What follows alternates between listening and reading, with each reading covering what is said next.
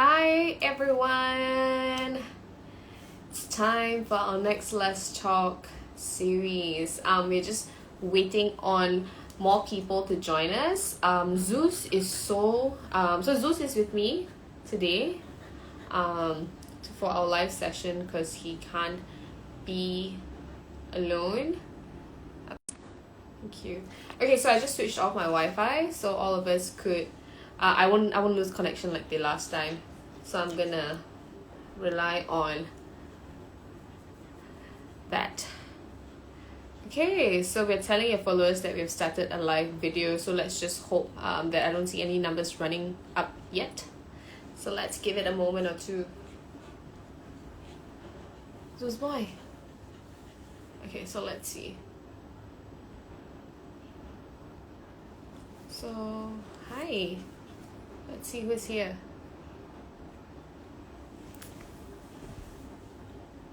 Yes, I'm getting more and more. So I think now it's just now that you guys are actually getting the notifications. Hi. Hi, so I'm waving at all of you guys. So welcome to my next LesTalk episode. It's a fun episode. We are getting very interesting couple to be on our LesTalk season this time round for this episode itself. Zeus is with me here for those of you who do not know Zeus, because he doesn't want to be alone outside, so he wants to be with mama. So yes, so you're still waiting for the numbers to climb, but then okay, let me give you guys a brief of a story of what happened. So I received this message from one of our followers who was watching most of our LesTalk sessions, and then she was like, "Hey Rich, why are you always drinking wine? Why don't you change it up a bit? Why don't you drink beer or apple cider?" And I was explaining to her that I don't really like sweet stuff, and I'm a very, very wine person. So therefore today I am drinking Summersby. This is very interesting because it's not sweet at all. So it tastes like a sparkling water. Well, it says that it's alcoholic sparkling water. Can you guys see that? And it's 4.5% alcohol, and the can also writes that it is 96 calories per can. So not guilty, right? Not guilty at all. So cheers to those of y'all who are joining me today. So we're gonna have an interesting talk. Thank you all for joining. So now that the viewership is climbing slowly, most of y'all are getting a notification to join. Let me introduce you guys. I don't think y'all need much introduction, but this topic is actually called queer interabled power couple. And then we have Theresa together along with her partner Kethlyn, who's going to be our special guest today. Let me just do a very quick introduction of them before I get them into the studio, into the live. I'm so sorry. So Theresa, I think you guys all know her, right? She's a queer Paralympic swimmer from Singapore, our very own. She represented our country internationally for 20 years before retiring the end of 2019. A former world record holder in the 50-meter and 200-meter breaststroke SB4 category. I really have no idea what SB4 is, but I will ask Theresa in a moment. She finally clinched a bronze medal in the 100-meter breaststroke at Rio Paralympics on her 4th Games outing. She's an advocate for LGBTQ rights, especially in Singapore, but also aims to be a voice for other causes that speaks to her. Theresa strongly believes in the importance of seeing the ability in a person without erasing their disability. At home, Theresa also has 4 cats: Set, Patches, Lobster, and Nix, who she loves. However, their love for her remains in question. I love this kind of bio. And then we've got Kethlyn G, and she's a peculiar individual who enjoys picking the road less traveled. She was an early childhood educator and now is a freelance educator with NUS law degree. She is passionate about education, and she believes that it is a perfect platform to raise awareness and discuss social issues with our youth. During her time in NUS, Kethlyn volunteered with NGOs such as Project X and Singapore and Scalabrini from South Africa. I'll definitely ask her a few more questions about that. And she works with sex workers and asylum seekers and refugees. She's also very passionate about social issues, and she's all about bringing change, very much like all of us here, right? That aside, she also has a three-legged dog. I've got a soft spot for dogs, called Cooper, who loves food just as much as she does. I would vouch for that, because when I was going through Kethlyn's IG, right, I instantly got hungry. I'm like I won't be able to be on a diet if I keep following Kethlyn on IG. She also has two white gerbils that are just as food motivated. So what's gonna happen is I'm gonna invite our very guest up. You guys would love the questions that came in. Thank you all so much for posting questions. We're gonna have a good session. Hi. Hey. We're just laughing at your introduction. I felt the same way about her profile. Like, wait. I should have texted you guys like, hey guys, keep it to two lines. It's okay. At least people I get to know more about who you guys are, what you guys do. I'm very inspired by both of you. Everyone is. I've received messages from the followers who knew that you guys are coming out. They're thanking me for bringing you guys, but actually, I've got to thank both of you for actually agreeing and being a part of LesTalk. Let's just go straight into the fancy part, right? I really want to know, because I had 6 people asking this same question. Define what your love means to both of you. I know I didn't send you guys that, but it's supposed to be a surprise. It's supposed to be an element of surprise. I'm sorry, girls. I would describe it as familiar. I think we both agreed that that if there was something familiar about meeting each other, and actually our paths crossed quite many times without actually being introduced to each other at first. But we were in the same you were part of this poetry slam, and she actually attended a poetry slam. I think we also attended a couple of concerts together, the same concerts. But we didn't know we were but in the same poetry space. slam was weird because apparently she was at the counter, the bar, yeah. But that particular day, she was not hosting. But usually she does. So then we were in the same area. It wasn't even a big area. It's and then I remember going to that event. It was hosted by who? Wallish. At Wallish. Yep. Yeah, and I only went for one Wallish event. And she was not hosting. But yeah, we were at several places at the same time a lot, but not knowing until we even at Pink Dot as well. Yeah. Pink Dot, you were very near me, right? Yeah. And I actually went to the Project X booth. Yeah. So we just were not formally introduced to each other. So how did that introduction happen? Well, we actually met online, and then eventually we started just trying to find out about each other's interests and so on, and then we realized that we actually had a lot of common interests, and our social circles were pretty much intertwined as well. So everyone knew everyone as well. So I was a little scared with this. With this discovery, because I think most of the time we don't really know about, how strangers can actually intertwine our past and in our lives and stuff. And then eventually we get to meet, and then, from strangers we became, we turned into a relationship. Yeah. Nice. That's a very interesting story. But for our guests who are here today, our viewers who are not actually from Singapore, maybe Theresa and Kethlyn, maybe you guys want to just do a very rough introduction about both of yourselves, and just give me a little story about how you guys came out and how that happened as well. So I guess I'll start.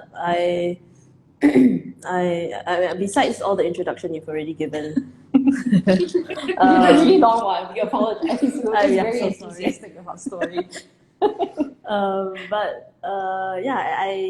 I've been queer pretty much all my life, as far as I've known, as long as I've known. I didn't really come out lah.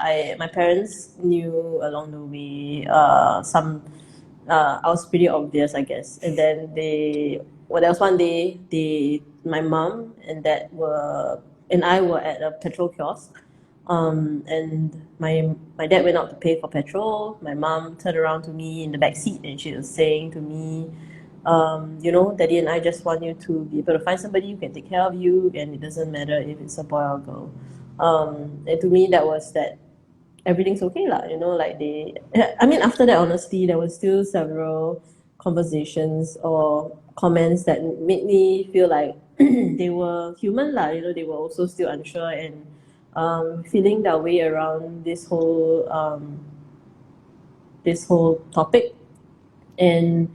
But the thing is, I think as parents, it's definitely not easy, especially in this society where you're told that being gay is still not acceptable entirely. There's still like you can be this gay or you can be this loud, and so I think that as parents there's a certain difficulty lah, because I can't imagine the conversations they must have had behind the scenes in the bedrooms, like with each other before they told me lah. And I'm really lucky to be so well supported by my family. Then later on I came out properly, I guess, publicly on Straits Times in 2017. And then 2017 also was when I was Pink Dot Ambassador, where you were at. Were you at other Pink Dots? Like all the Yeah, I other? was. Yeah. So, it just boggles my mind that like she must have been watching me on stage, and I'm just. Especially when she was crying. I didn't cry. It's just been for me personally, a pretty smooth journey lah. Just because I'm pretty privileged and lucky to be the person that I'm born into and stuff like that. Yeah, I think for me, I know like when I was filling up the form that you actually provided, I actually selected as bisexual. But this was actually a conversation I've had with Theresa many times as well. And I actually asked her, I don't really know what I am. And most of the time, I think when it comes to like gender identity or like sexual orientation and so on, to me at least, it feels like most of the time we actually select this label for other people to understand us. So I think like in order to help people understand like the bisexual label, for me is the easiest to go to because I have dated like both male and female, right? But I actually have a very different story as compared to Theresa because I actually didn't like come out to anyone. I didn't have like a video or like a conversation sort of thing. And I think for me, like this is why I actually chose the term like peculiar, because I've always done very quirky things, like even since I was young. I think my dad has passed away, but when my dad was around, I got kicked out of the house many times for decisions that I made, like volunteering with Project X. There is a sex worker organization, even shaving my head for Hair for Hope, like Cancer Society, was also something that he was very displeased with, right? So I think right now, given that I'm actually in a relationship with Theresa, who is so well known, it was through our podcast, like the YouTube channel that we had, that a lot of my friends and family members found out. So they actually had to watch the video to actually find out that I'm in a relationship with Theresa. But I also took active choices to not flesh it out unless people ask me, also because of like my occupation. I'm a freelance educator and so on. And I think that the term gay agenda has always been a fear, especially in schools, because people think that, the moment you're lesbian or bisexual, you will have this form of agenda to change children. Yeah. But the only agenda we were going to be who they want. Exactly. And I think it's not often raised just how brave I think you are. I think it's really a certain level of bravery to be able to just like do a video series with someone who's so, like I'm not a someone. I mean, I'm not someone who's not that well known. I think What? I think I'm pretty sure you, everyone would disagree. no, I'm okay. My name is quite well known, so like I think to be able to do something like this is very brave. Aw, thanks. It is brave. It is brave. Thank you both for sharing your stories with us.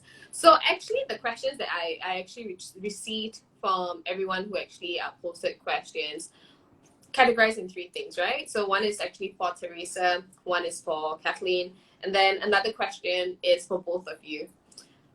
So I'm just gonna go through the generic ones first, right? So how long have you guys been together? November, 4 months. December, January, February, March, April. 5 months. 5 months. 5 months. Okay, Yeah. so you guys are So a very new couple. right. And before this, did you guys date? Yeah, Yeah. for about like 2-3 months. 2 months. Yeah. Yeah. Right. So how did what's the story behind who asked who to be the I need to say this. Theresa is one heck of a confusing person during the dating stage. I think like at the start there was a lot of like boundaries that were being set, and I wanted to respect that. Yeah, but I think both of us, like I came out from a relationship very, very recently when we actually started dating and stuff. So I actually told her, like I also had a couple of boundaries because I needed to clear up the mess and so on before we got together. And I think there was also like a lot of figuring out, like a lot of emotional baggage from past relationships and so on. And then I was also trying to figure out because there were some instances that Theresa set up the boundaries and then she changed her mind immediately. And then I got very confused. Yeah, so there was a lot of I think a lot of like laughter, a lot of confusion, and A so bit on. of tears. A little bit of tears, yeah. But Theresa was the one that said she liked me. Okay, so now my side, right? That's always two sides. Yeah, I mean, I definitely agree. There were a lot of emotional baggage from previous relationships, and I think because this is only my second serious relationship, my first one was not very good. She was pretty terrible. But so it took me a while to heal from that, and then I after that went on to date just casually. And then there was some incidences of miscommunication and misunderstanding. So when I started talking to Kath, I was pretty set on being clear with the boundaries. So my very first question was, what are you looking for? I don't want to get into this and then you think we're looking for this when I'm actually looking for something else. So I thought it was good to be clear lah. But then how I know I also not clear, right? I was pretty set on something casual, and so was she because of her like she just broke up with the last partner. So then I also wanted to respect that lah. I thought okay, we take it slow lah. But I mean sometimes things just turn out differently, and I think it was pretty clear that we were both attracted to each other, and there was a lot of emotional depth and connection there. And for me, I'm usually not the one to make the first move, okay, honestly. But I think with Kath, I saw this as if I don't make the move now, she's gonna Run away. Gonna run away. Yeah, she's gonna run away. And I couldn't let that happen lah. So then I made sure I made the first move lah. I made it clear that I wanted her to be around. But she did it very subtly. It was over a text message and it was beating around the bush. And then eventually I just went, "You like me, is it?" And she just went, "Oh my God." No, what were we talking about? No, we were talking about friends, like adding each other like as a friend on so the okay. app. Then we met each other on the her app, right? The dating app, huh? Yep. And there's the option to either heart somebody or add someone as a friend, right? So for me, if you heart somebody, there is intention to date. Then if you add somebody, you have intention to just be a friend lah. So then she asked, are you my friend or something? Yeah. I say no, because I don't just want to be friends with you. But she left it as that. Like, she just said, no, like, you're not my friend. So no, I said I don't want to just be friends with you. I said that. It was confusing. Yeah, so then we had to we had to kind of like confront each other on whether we actually had feelings for each other, you know, whether we were going to take it to the next stage and stuff like that. Yeah, to be clear lah. Yeah. So Nice. yes. Okay. I hope you're not squirming at all this though. No, I think we all have that. We all have that story, right? And both of us will always have got our own versions of the story, and that's what makes like the whole couple story interesting. So who initiated the first kiss? This was after a full day of hanging out with you, and then you actually saying that you were interested and so on. And it was actually like time for me to leave.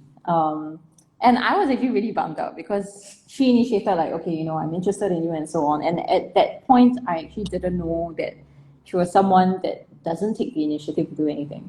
But I think that night itself, I was frustrated and I was like, hey, you know what? Like, can I kiss you? Before like I go home. And she said yes. No, but no, you said I did. No. I did. No. You don't remember things. No, you were leaving. I remember. Okay. You were leaving, and then I was like, okay, like you're gonna go now. So I got up, and then you said, wait, and you put me in. Really? Yes. Okay. Yeah. But then she pushed me away. No. You did. Okay. Yeah. Right. Okay. But how did it feel? Theresa, how did that feel for you? It was really good. I mean, I thought, you know, like I think there are a lot of factors that help you kind of determine whether it should move forward or not, you know. So I think besides emotional connection, there's also that physical connection lah. So then whether there is whether it feels right or not, and it feels good or not. Yeah. So it felt good lah. So of course I was like, yeah, let's go forward. It was very different for me though. Why? Oh Yeah. Okay, I mean I pushed her away only because I was worried at the back of my mind about moving too fast, and also worried about her going home too late. So then I miscommunicated my pushing away lah. And I didn't mean to push her away to reject or push away, you know. So it was more like I think we need to pause. Yeah, but I think like at the end of the day, I think this is also very important for couples as well, because like her interpretation of pushing me away had a very different meaning to how I interpreted it. So I actually thought like, oh, I was even more confused after that because she expressed an interest. She wanted to progress, but then she pushed me away when I initiated the kiss. Yeah. So we had to then like come Communicate. together and then communicate and talk things out again. Yeah. To just like find out what really is going Yeah, on. I think with Kath, like communication has been a huge thing.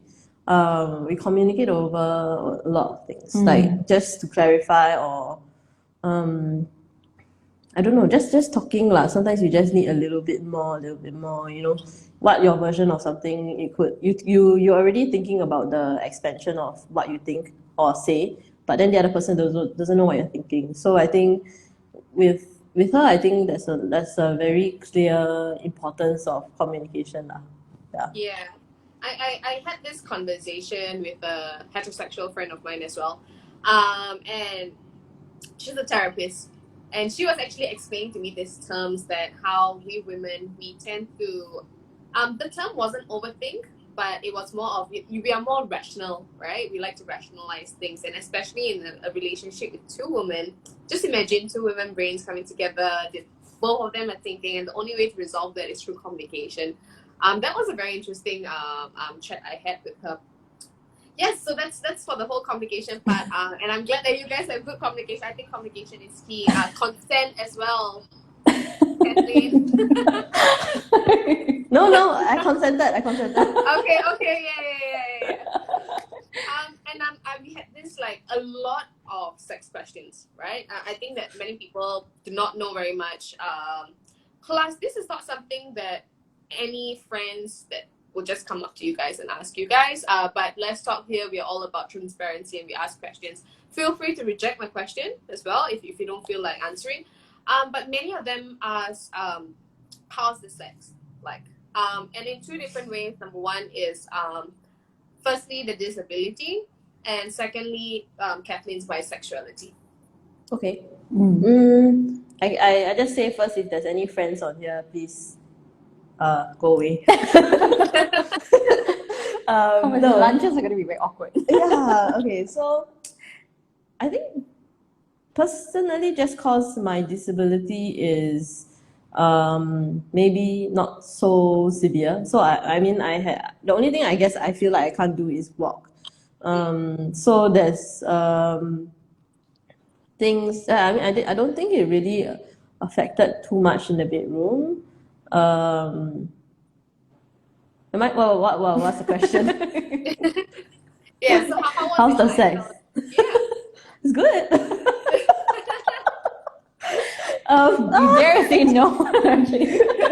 I think there's also a lot of so when it comes to disability, another thing is equipment, or I guess specifically in a queer relationship with one disabled person, there's things that, again, communication is key, right? Because you gotta talk about whether this position is comfortable, whether what can you do, what can you not do, what should I do, what should you do, you know? So yeah, honestly, it was a lot of experimenting.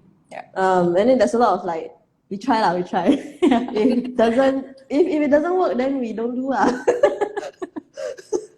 But it's so just trying things out, and toys are helpful.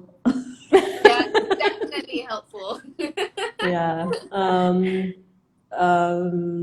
don't know. I honestly don't think that the equipment or things we use are that different from able-bodied couples. There's just a little bit more experimenting and communication. Yeah. Definitely. What do you think? Okay, maybe I will drag this question out to Kathleen. So did you actually think about how intimacy was going to be like with Theresa before you were even with her? Well, so like I used to work with children with like disabilities as well. So I kind of had a rough idea of what were their capabilities and also their limitations as well. And so I think like right from the start, like even when we were just hanging out at the start, I was already like asking her a lot of questions based on her comfort level and so on, about things, just so that I could actually have a better understanding of how much help she needed or how much independence she wanted as well. Because I think for me, I was kind of like stuck in between either being someone who was over helping or overcompensating, or whether I was actually erasing the fact that she had a disability. So that was my struggle. And so I actually sometimes I'll ask her, okay, like how much help do you need? Even if it looks like you're struggling, like, am I supposed to help you? If not, then can you communicate it to me? You see? So eventually, when it came to, even with like intimacy and stuff like that, there was a lot of like conversation, a lot of giggling, because we didn't know a lot of things. And I mean, this also brings in resources as well, right? With the lack of like information on the internet and lack of like people actually sharing stories and stuff, like we had to do a lot of figuring out on our own. Because people with disabilities also, there's like a large spectrum as well. So I think like communication was something that was very, very important, and also the willingness to experiment, because if someone, and this is actually really interesting, because when we were together, I remember one of the conversations that we had was whether like who was the receiver and who was, you know, like the giver and so on. And initially, like Theresa actually mentioned that you were the receiver. Usually I'm more of a bottom. Yeah. But I think also with how relationships go, sometimes it's dynamics, right? So sometimes dynamics just change, and whether your partner is also the kind to be more open to trying new things, not good or bad. Just sometimes people are different, lor. Some people are Sure. just more comfortable if you don't touch them, or So I think in this relationship, there's a lot more openness to try different things. Definitely more experimentation, more fun, a lot of laughing. Yeah, I think that helps also when you're trying to kind of navigate something that could be quite Awkward, tense. Yeah, like in talking about disability and sex, I think as a disabled person, sometimes it can be quite hard to converse about this particular topic. So if you have someone who's willing to laugh with you, I think that's a big good factor. It's a good thing, yeah. I think from the chats that we had for the past half an hour, what I get, correct me if I'm wrong, right? That Kethlyn has kind of opened your communication line. Means she has taught you a little bit more about open communication and actually encouraging you to speak out and communicate as well, right? Yes, yeah. She's definitely, yes, correct. I think there's a lot of enablement for this disabled person. Enabled me to kind of be assured in what I want, and say in giving me the empowerment yeah. But about her actually coming to you and actually speaking to you, getting you to communicate, sharing a few things, getting you to share, how did that initially feel for you? So uncomfortable. For sure. I mean, just being the kind of person that I am, I tend to keep things inside. I don't really like to communicate how I'm feeling, or maybe from past experiences feel like I can't say certain things, or I'm not supposed to feel certain things, or say this or say that, So there's a little bit of personality, but also a little bit of past trauma. Then, yeah, so she's super patient, super willing to allow me to process and take the time to think. And Kethlyn, what about you? Did it come as a shock to you that Theresa didn't really open up to you or didn't know how to answer you? I think like sometimes I do like get the feeling that she's uncomfortable, and then I'll ask her like, okay, like put a pause to it, like how are you feeling right now? Should we progress with the conversation? Do you want to put a stop? Do you want to take some time to think things through before we actually go through it again? And sometimes I think for me it's always, and I'm guilty of that. I always tell her like sometimes. Even if I know the answer, I'll just pretend I don't know, and I'll ask her to explain to me why she feels this way, what's going on, and so on, so that there is actually clarity, and also I get a better understanding from her perspective as well. So it wasn't really a struggle for me to get someone that's like perhaps at the start uncomfortable or unwilling, because like when I deal with kids, they are also like that, right? They will like throw temper tantrums and so on, and I think it's applicable to adults as well. Especially in relationships. Yeah. I think there's it was good. It's good that she's had experience Dealing with educating. kids. No, but one of the things that she asks a lot, or we do a lot, is asking how you feeling. Yeah. So something as simple as that, I think sometimes can open a lot of conversations. Yeah. Nice. Okay, and what are both of your pet peeves about each other? Pet peeves. One thing you cannot stand about Kethlyn. There's nothing at the moment, but not like I cannot stand but more like sometimes she looks very fierce. Like when she's angry or upset, it's also, honestly, it's still past trauma making my partner upset or angry. So she may not be as upset as she's portraying, but to me, it seems like, oh, she's so upset, like she's gonna break up with me, you know, that kind of feeling. So for me, it's just that feeling of, oh shit, like she's upset. Yeah, but it's not her fault lah, you know. So it's a legitimate feeling. It's just how I sometimes may portray it from because of past relationships or what, you know. So yeah, I mean, there's nothing really I can't stand about you, honestly. You're afraid, right? Yeah, No. I'll be angry. No, there's really nothing lah, honestly. Yeah, likewise as well. I think even if like there's something that we kind of like we feel uncomfortable or like we kind of like don't like, and then we usually like at that moment itself we just talk to each other and say, hey, you know what, like this is like bugging me. Can we like do something about it, or you know, like can we just change something? And like what I appreciate about Theresa is that almost all the time, or rather all the time, she will actually address it and actually do an instantaneous like switch, and then ask me, okay, how is it now? Like, is it better? Is it still bugging you? And so on. Yeah.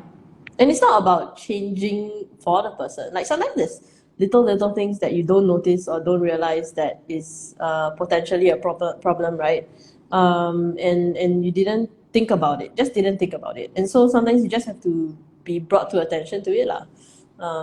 As simple as that lah. So I don't really like to keep things too long. Every couple is different, to be honest, because some people need to sleep on it, right? But then for me, I prefer to address it immediately, just cause I get very uncomfortable when we are quarreling or upset with each other. Like I cannot eat, I cannot think, I cannot like, you know. So I like to address things quick, like now, you know, if possible. Sometimes if she needs time to be quiet or be alone, then I give her the time lah, and likewise she also gives me the time when I need to think. Yeah. So it's finding out also, I guess, what works for each other. But that also was the communication part of it, because we talked about it, right? Yeah. Like, how do you fight? How do you argue? How do you want to be? Do you want to be left alone? Do you want me to be by your side? Do you want me to leave you physically alone? Or, you know, so all these things are also dependent on whether your partner knows themselves. Yeah. Like they say, oh, leave me alone, but then actually they don't like when you leave them alone. Yeah, they play those kind of like mind games and so on. So we actually have to communicate that clearly. Yeah, it's not about dropping hints, right? It's about just saying it as it is. Me and my wife. Yeah. Sorry? No, go on. No, me and my wife, we have this rule. So our rule is always we can never go to sleep upset. So even if we're fighting, we fight till like 5 a.m. But none of us are going to sleep knowing that we're going to continue this the next morning, because it's communication is really important, right? It's not about holding it back on. Talking about arguments and fights, what is the silliest argument you guys thought about? I don't remember. Do you remember? I don't remember a lot of things, to be honest. I mean, my memory is really bad. She can vouch for it. I don't think we've had fights. Like, have we fought? No. We haven't fought. It's really early, honestly. So yeah. Come back to us in a year. I will, on the topic of the arguments. Start documenting it down. I would like to bring the question to Kethlyn again. So, do you have any struggles that you face as a couple? Meaning to say, as being in a relationship with Theresa that has who has disabilities. Are there any struggles for you? I think it has actually brought on more frustration, not so much struggle, because I think being with Theresa, I'm now made more aware of the inaccessibility, like in Singapore. So sometimes I'll be like raging and I'll just be like, what the hell? Like, why is that, you know, like ramp so steep? You know, why is this place inaccessible? Yeah, and so on. And I think most of the time, like Theresa, to me at least, is so used to the fact that there are so many places that are inaccessible that she just becomes very muted or used to it. It's sensitized to it, right? And sometimes she finds it really funny when I start raging, like about these places and so on and so forth. And I think, so these are things that we actually hope that in time to come it will change. That is one thing. The second thing that we want to actually talk about is also in relation to what we found very interesting was that, like, going out as a couple, we noticed that some people were either pay more attention to Theresa's disability, or they'll pay more attention to the fact that I'm brown. Yeah, so like if we go to a Chinese restaurant, all of a sudden I become invisible, even though I can speak like good Mandarin, right? Better than mine, honestly. So even sometimes, like in situations where like I tell them that, hey, I understand you, you can actually talk to me and stuff, I'm just completely blocked off. But then in other situations, Theresa's like disabilities sometimes comes up to the forefront, and people like kind of treat her as like very fragile and so on. Invisible. Or invisible. So like, yeah, so then they will like come to me and say, oh, you know, like, does she need this? Does she need that? Or like they only ask me for our order, and I said like, oh, she's there, you can talk to her. She also wants to order, you know, that kind of thing. Yeah. So I think this is something that's very interesting as well, that we actually noticed, and we actually want to actually go and find out more whether people pay more attention to the color of your skin or whether to the disability first. I think it's very dependent, and it's quite interesting. That we've noticed you know, and even like back to the raging, like I think it's very interesting also because I feel like we balance each other. So when I'm angry about something or upset about something, then she is the more calm individual. Then when she's upset about something, then I'm the like, you know, calm down, or like I don't tell her to calm down because that doesn't ever work. Okay. Yeah, but it's a balancing of each other, or like when sometimes even if she feels like she cannot inconvenience people, then I'll be the one to step out and no, you must set it right. You know? Then if I feel like I'm inconveniencing someone, then she'll be like, no, you need to ask for it. So I think it's again a good balance lah. And yeah, for sure it's intersectional. Someone in the comment was saying it's intersection of race, disability, queerness. Like I think it's There's a lot of overlap. Yeah, and it's very difficult to just pinpoint to one social issue only. Yeah. Definitely. So I think when people look at, obviously it's the first thing they see, it's very visual, right? Then so it depends on their how they grew up, their social circles, the kind of person they are. Then what do they notice first? What do they choose to focus on? And are they self-aware enough to actually not let that cloud their judgment of the kind of people we are, lah, you know? Definitely. I'm so sorry that both of y'all have to go through that. I don't know what to say as well. That's actually the first question I'm gonna ask. Because people may not be very sure about what's the right thing to say, how to act around someone who is disabled, or how to approach such things. And it's the same thing that I did, Theresa. Like I dropped you a message earlier. I'm like, is it okay for me to say disabled, disability? Is there a term that's preferred to be used? Because I don't have friends who are in that spectrum, right? For me to relate and to learn. This is not something that has been educated, that's been put out there, right? Because it's kept so safe, and it's not a norm to talk about it, which I think is wrong. I think that it should be out there. I had a very close friend of mine. He's actually deaf. Sorry, baby. And we were taught. So we studied in school when I was in primary school from kindergarten, and we were taught to actually call them hearing impaired. Right? And my friend just reached out. We were having a chat, and he said that he just told me straight, no, we are not hearing impaired. We are deaf. We identify as deaf. So they find it offensive, where for myself, I was taught growing up that hearing impaired was a nicer term to use compared to calling someone deaf. But this is not an information that's been put out there, right? We are taught to be delicate and to be respectful, and we learn that from our families, because no one else covers this, right? We can't learn it from that.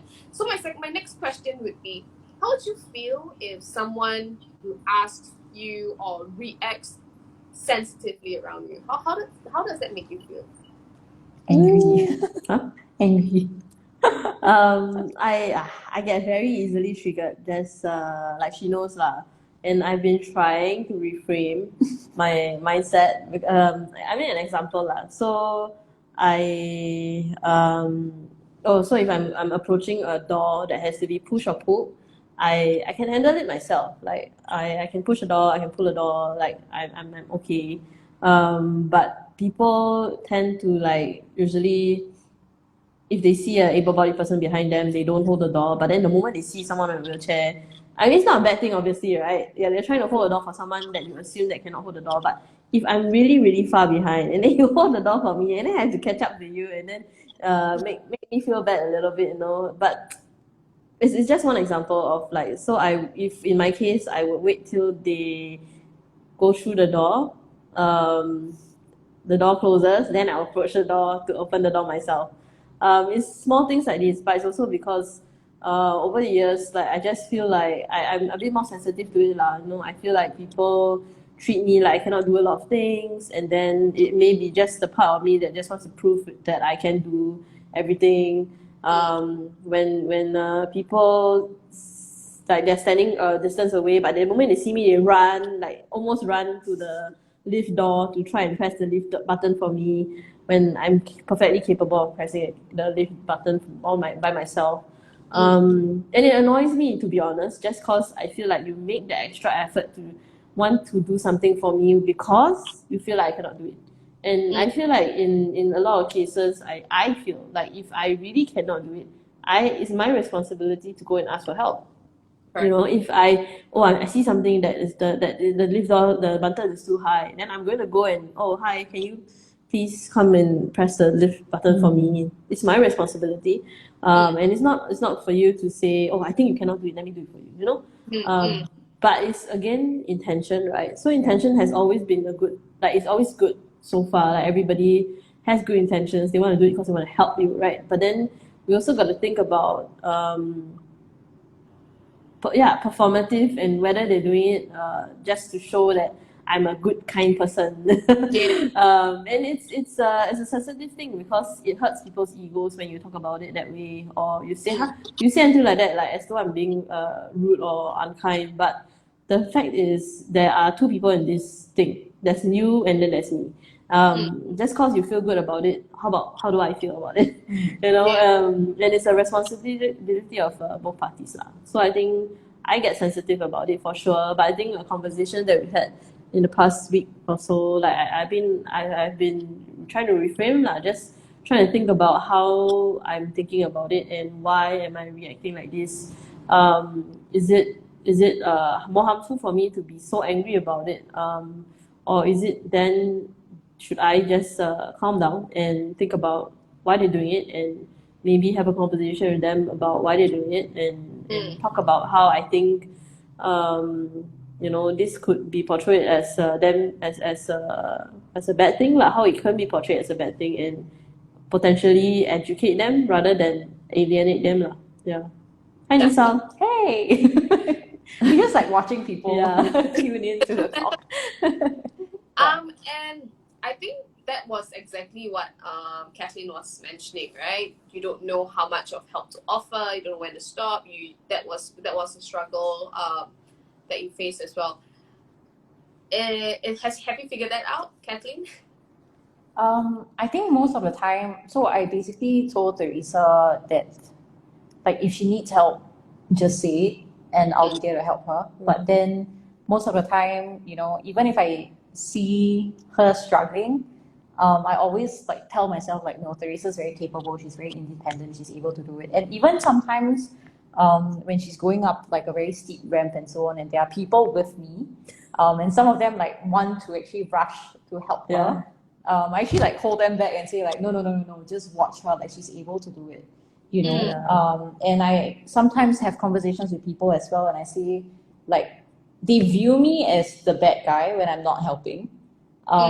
But then I tell them that it is also very important to understand that the person with disabilities also has feelings. And we shouldn't, I mean, as much as it's a feel-good kind of mentality, we shouldn't be doing it to make ourselves feel good, but also belittle the other person.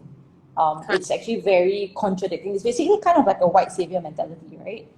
Just that it's in an Asian context and so on. So sometimes I ask them like, why are you helping? You know, sometimes they want to help, but then you're actually making the situation worse. We've actually had someone who tried to help me lift Theresa up the stairs, and he pulled too far down, and Theresa almost flipped backwards. Yeah.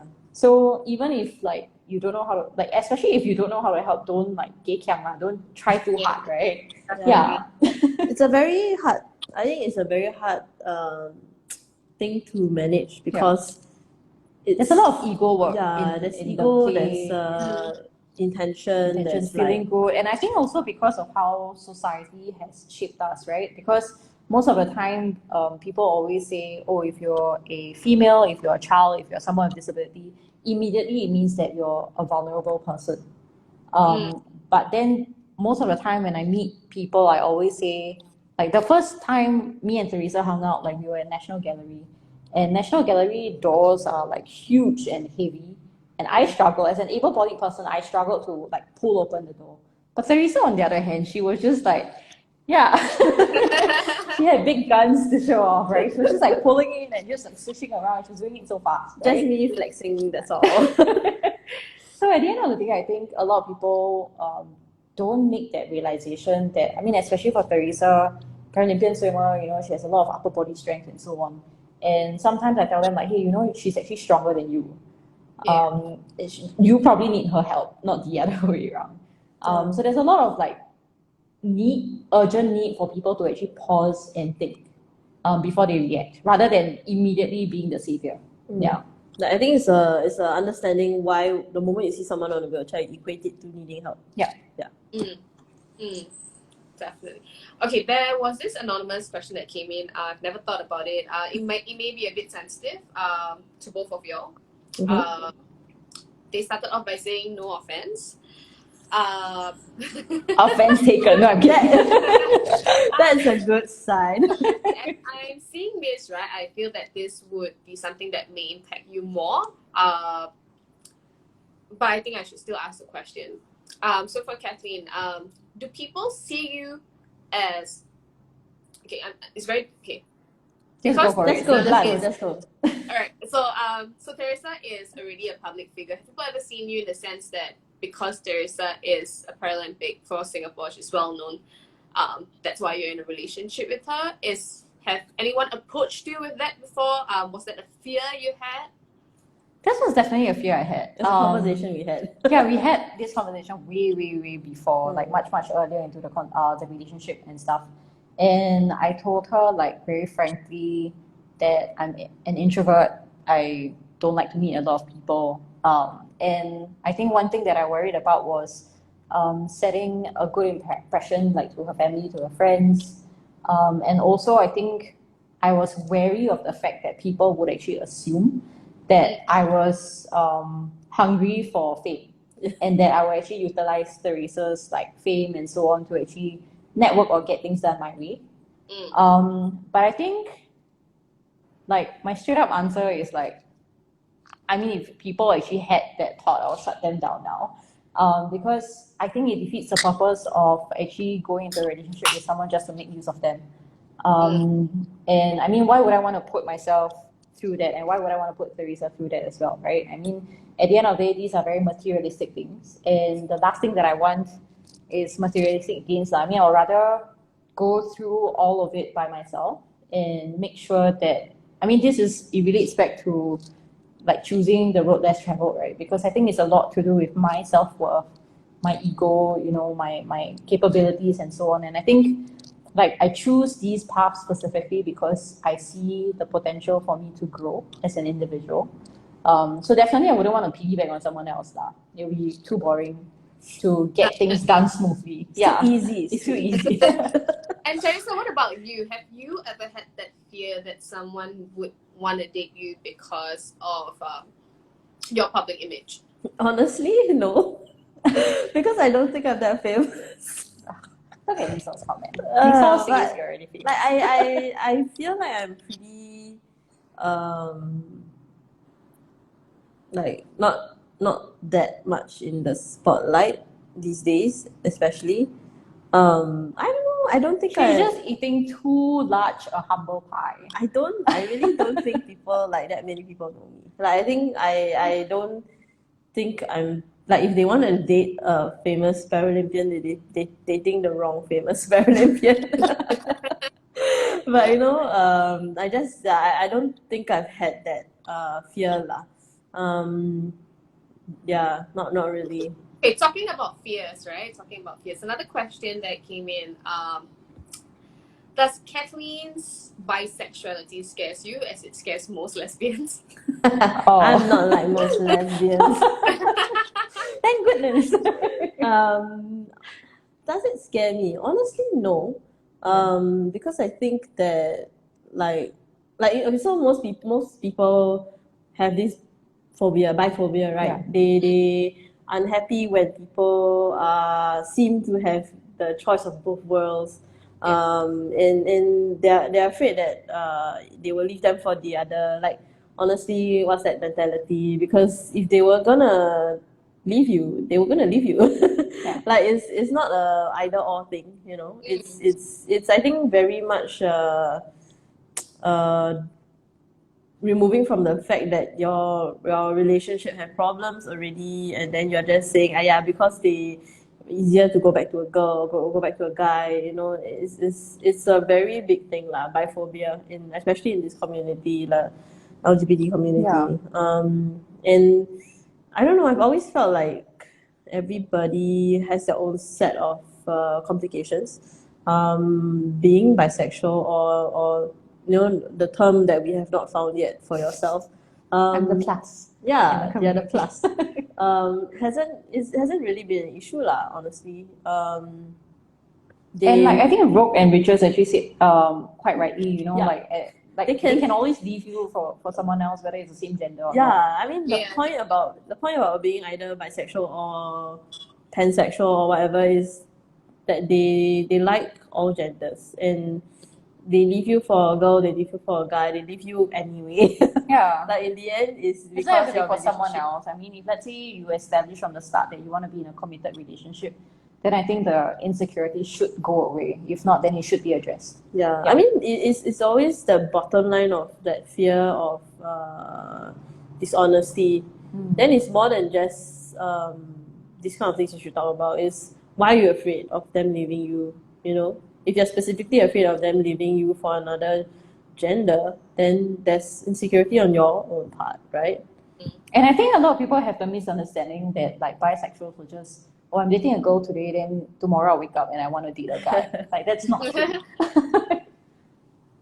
Definitely, yes. So maybe Kethlyn, for yourself, how did your parents and your friends react to your relationship with Theresa? I'll start with my friends first. I think it was like mixed reactions. There were people who didn't care like who I dated. There were friends who were just like, oh my god, who is Theresa? I need to Google the person and see whether the person's good for you and stuff. But there were also reactions that were to me quite surprising. I mean, I've had close friends who asked me, because okay, my personal life, even my dating life has been always very, very private. So people actually don't know that I've been dating women before. Even with my like straight relationship and so on, were also pretty much very private and stuff. So when they found out that I'm dating Theresa, they were like, oh, why the sudden switch? I've even had someone's friend tell me like, oh, she's dating a girl, like she needs a good dick to make sure that, you know, like she's straight and stuff like that, right? Yeah, so and then I've also had friends who actually asked me, is it because you're so intrigued by Theresa who is not of the norm and that's why you're dating her? So is it out of curiosity rather than actually being interested in her? So these were conversations that I then brought back to Theresa and I said, hey, you know what, like we need to talk about this and actually make sure that it's not sitting at the back of our head, you know? In terms of my parents, so like my mom, she actually watches our YouTube channel. And my mom has always been, so my mom is actually, okay, my family is very complicated in a sense where we're made up of very there are a lot of traditional rules. My dad's side is traditional, like Hindu, Indian, and then my mom is actually Peranakan Chinese. So we have a lot of like values that are actually passed down from generations to generations, right? So someone who is actually a queer individual is actually something that is perhaps very strange or unfamiliar to them. So when my mom watched the video, I actually had a conversation with her after she watched the video.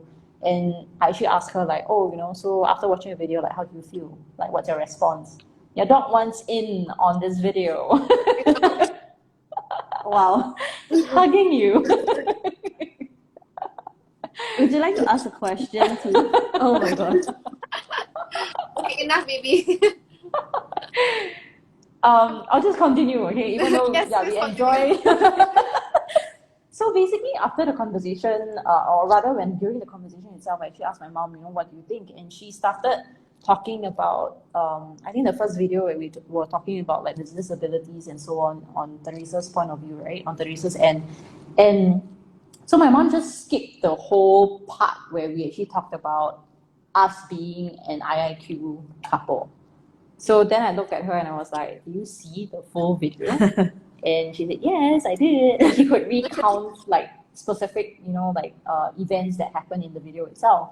Yeah. But I think my mom, like, even though she is aware, like a very typical traditional Asian person that she is, refuses to acknowledge that, or something that she's just very uncomfortable or don't know how to actually address it. So sometimes she'll ask me like, oh, are you seeing your friend? Even in my past relationships, whether like, with a guy and so on, she don't call them my boyfriend. She'll say, oh, are you seeing this person? Like, are you hanging out with them? And she'll always use the word friend. And I kind of got used to it. And I think at the end of the day, I know to some people, like, acceptance by the family is very important. But for me, it has always been the opposite of it. I mean, at the end of the day, what I feel is that if you're not paying for my bills, your opinion don't really matter. Exactly. So, yeah. Yeah. Right, perfect. Okay, that was like a very good explanation. And I totally get you because my family is a bit like yours as well. They don't acknowledge Sher as my wife per se, but they call Sher as Sher. But at the end of the day, I also have this mentality that it's my life. If you don't feed me, who are you to say anything about my life? Plus, I think I also have this another set of mentality where it's more like, as long as you respect Sher as my wife, you treat her as a human being. I don't need you to treat her as my wife, right? As long as you treat her with respect, that is enough for me. Yeah. Like, I don't expect people to be all hooray hooray and run around with my flag or put up a rainbow flag up in their house. That's not what I want, right? All I want is just respect. What I don't believe in is disrespect. So as long as you respect someone, we're cool. You don't have to say that you're an ally. You don't have to say that you support them. Respect is one of the most important things for me personally. As long as they have that, I'm like, cool, we're friends. Okay, so we have been in here for an hour already. I want to bring the first question that I actually posted to you guys out here to the last one. Maybe Theresa first. What are 3 things you like love? Okay, wait, have you guys loved each other yet? Yeah. Oh, okay. No, some couples, it takes them like up to a year to actually really? say the love thing. Yeah. So what are the 3 things you love about Kethlyn? I love that that she is caring without being overbearing. You're rapping there. Huh? Thank you. I'm rhyming. I love that she is so smart. She's so smart. And it's very easy to have a conversation with her. All kinds of conversations, and you can talk about anything, and also the fact that she can be too kind. She's kind, but she can be too kind to people who don't deserve it. But that's also one thing that I really love about her. Aww. That's really sweet. And Kethlyn, what about you?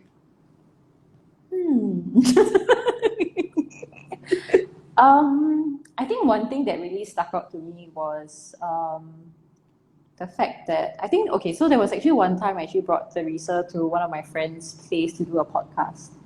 And Theresa hugs. And basically, my friend actually asked Theresa, like, what do you want to be remembered by? And Theresa actually said that she wants to be remembered as a kind person. And I think that was something that really, really struck me because despite the fact that, like she's famous and she's like a Paralympian and so on, she is very, very humble. And I think a lot of people usually want to be remembered based on their achievements and so on. But not a lot of people want to be remembered for being a kind person. So that was something that really stuck out to me. And I think second thing is like Theresa is one of the few people who actually understand when I need my own space. So I'm very much like a cat, right? Sometimes I'm just like, love me, love me, love me. And then other times I'm just like, no, I want my space.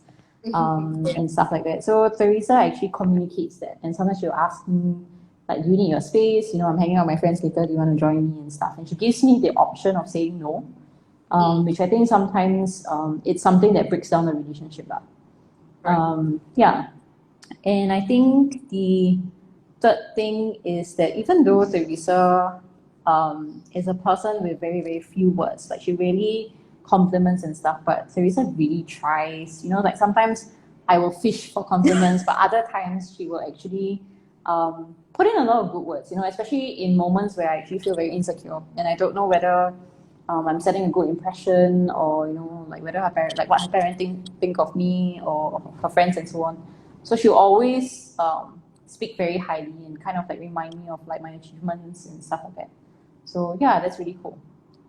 Sometimes they need to be reminded why they are so worthy. Yes, assurance are important, right? Assurances. Okay, so before we end it off, I would just like to ask you guys a few more questions. But here's the deal, right? Once I ask the question, I want both of y'all to answer at the same time. Wow. Oh no. Okay. Okay, so once I'm done with the question, same time. Okay. Do we go 1, 2, 3? Okay, so so you guys, I would say 1, 2, 3, and then you guys answer. Okay, so the first question is, would you guys want to get married? Are you guys considering to get married? Or is marriage in the cards? All right, so 1, 2, 3. No. Okay. So second question. Will kids be in the picture in future? Do you guys want kids? 1, 2, 3.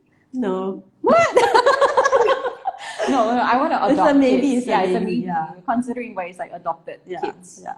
Definitely. Maybe. Yes. Okay. Yeah. So last question. Any consideration to relocate to a different country? 1, 2, 3. Yes. Okay. So you guys are kind of aligned, lah. Apart from the whole kids, no. No, we are. We have spoken about all of these things. Yeah. Adoption was definitely on the cards, but just maybe, Yeah. Talking about adoption, are you guys aware of how we can adopt here in Singapore? What I understand is that at the end of the day, because we will still be considered as a single individual, so at the end of the day, you can only adopt after the age of 35.